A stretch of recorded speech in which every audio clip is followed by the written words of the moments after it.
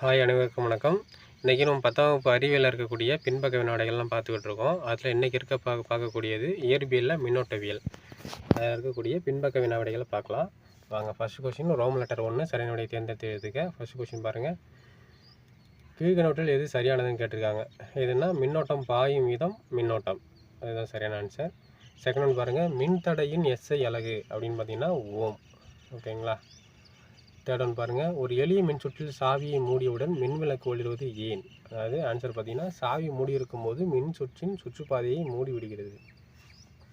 Fourth one. Kilowatt மணி என்பது என்னுடைய அலகு? ஆன்சர் வந்து மின்னாற்றலுடைய அலகு. கோடிட்ட இலங்கனை நிரப்புக.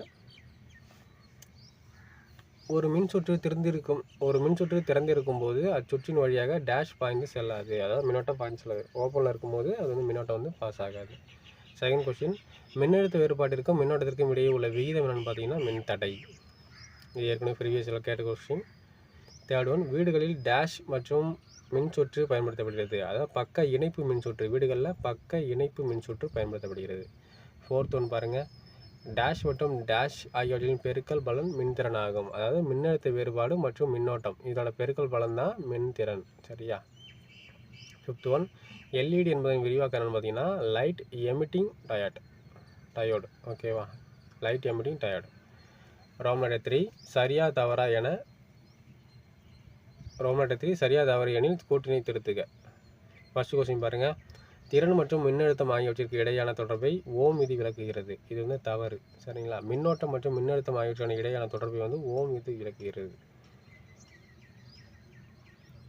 Second question.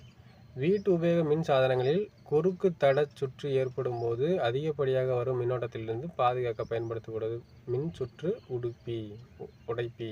ஓகேவா. இது வந்து சரிதான்ப்பா. தேர்ட் ஒன் பாருங்கள். மின்னோட்டத்தின் எஸ்ஐ அலகு கூலும் ஆகும். இது வந்து தவறு. மின்னோட்டத்தோட எஸ்ஐ அலகுன்னு பார்த்தீங்கன்னா ஆம்பியர். மின் நூட்டத்தோட எஸ்ஐ அலகு தான் கூலும். ஃபோர்த் ஒன் பாருங்கள். ஒரு யூனிட் மின்னாற்றல் என்பது 1000 கிலோவாட் மணிக்கு சமமாக இருக்கும். இது வந்து தவறு. ஒரு யூனிட் மின்னாற்றல் என்பது கிலோவாட் மணிக்கு சமமாக இருக்கும். சரியா. ஃபிஃப்த் ஒன் பாருங்கள். 3 மின்தடைகள் தொடர் இணைப்பில் இணைக்கப்படும் போது அவைகளின் தொகுபயன் மின்தடையானது தனித்தனியாக உள்ள மின்தடைகளின் குறுக்கு மதிப்பை விட குறைவாக இருக்கும். இது தவறுப்பா.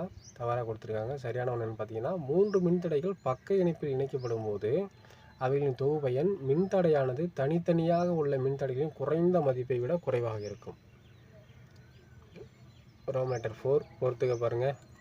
பகுதி 1 பகுதி 2 கொடுத்துருக்காங்க. அது களம் 1 களம் 2 கொடுத்துருக்காங்க. டேரெக்டாக நம்ம ஆன்சருக்கு போயிடலாம். மின்னோட்டம் அப்படிங்கிறது ஆம்பியர். மின்னழுத்த வேறுபாடு அப்படிங்கிறது வோல்ட். மின்னோட்டம்ங்கிறது ஆம்பியர். மின்னூட்டம்னு என்ன சொன்னேன்? மின்னூட்டம்னா கூலும். மின்னழுத்த வேறுபாடுங்கிறது வோல்ட். மின் தடை எண் அப்படின்னா ஓம் மீட்டர். மின் தடை எண்ணுங்கிறது ஓம் மீட்டர். மின் திறன் அப்படிங்கிறது வாட். 5. மின்னாற்றலுங்கிறது ஜூல். சரிங்களா. பொறுத்துக்க முடிஞ்சிச்சு. அடுத்து பாருங்கள்.